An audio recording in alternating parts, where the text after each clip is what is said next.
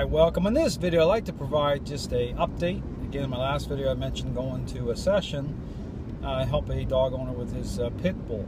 And, you know, the session was absolutely fantastic, able to get the dog owner on the right path. This dog's 8 months old already, had gained a lot of control. But a takeaway from this session, again, because there was like a moment, which is a kind of a good kind of reminder about how much it is really about how people think, and the context of that was there was a moment outside when I showed up.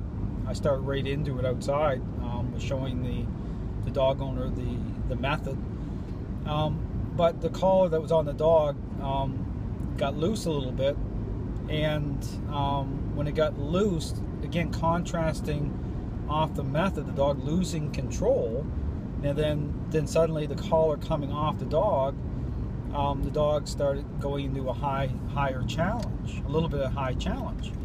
But the high challenge really started kicking off when the owner, you know, had the dog was on its back, and he was putting the dog, trying to get the collar back on the dog, and it buckled back up again, and the owner saying, you know, it's okay. But the "it's okay" represented the dog gaining more control. It's about relationship. So it was almost like a moment of uncertainty, the owner trying to appeal, you know, through emotion. And you see this a lot with dog owners saying it's okay, trying to give them some sort of relational comfort, but out of a position of weakness. And all this did at the level the dog was at was just empower the dog more, because it just pumps the dog up to say, okay, I got loose from the collar. You know, the owner is getting kind of unraveling a little bit, and you know, and so it intensified. And contrasting off me, you know, holding the dog still, going up into a higher level. With the dog, but everything worked out just fine. And then another moment, and it was a great moment with this owner, was the crate itself becoming a negative thing, where it was contrasted off of punishment, and the dog using it as punishment, and the dog really challenging, did not want to go in the crate whatsoever. High challenge on that owner before I got there. But knowing that, going into it, again, I emphasize the crate, putting it into part of the structure, because again, it's a tool. So you don't use it for punishment that way to punish a dog. It's about relational change.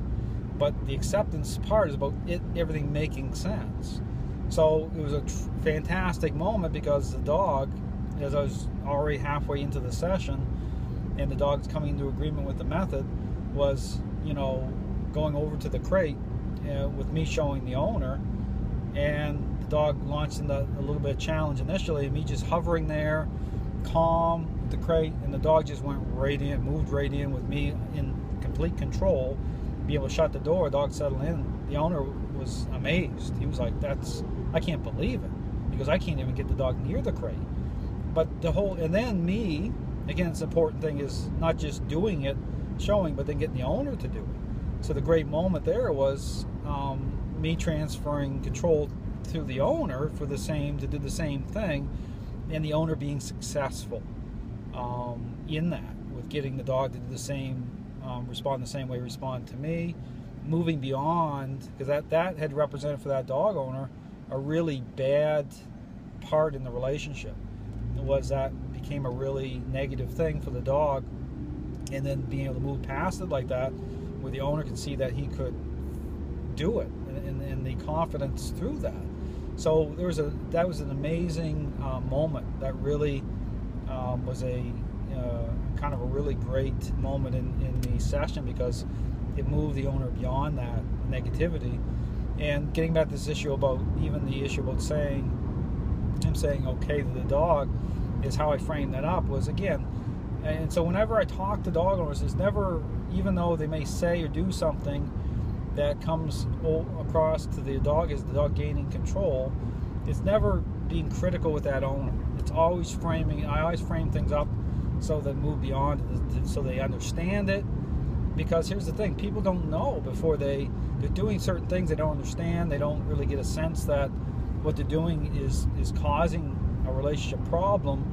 And so what I do, my goal is to move people beyond it. It's all about moving forward. It isn't about, it's about perspective though.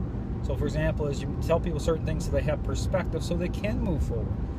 It's not about living in the past. It's not about dog owners beating up on themselves over something that they did wrong. It's not about me feeding off of it, saying, look at me, how amazing I am. It's all about giving people the tools so they can do the same thing I can do.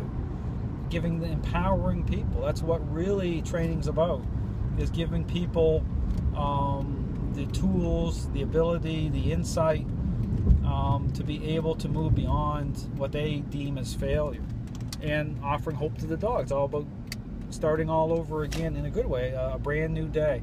And so the session was absolutely fantastic. I'm going back in about another week to help this gentleman with his dog.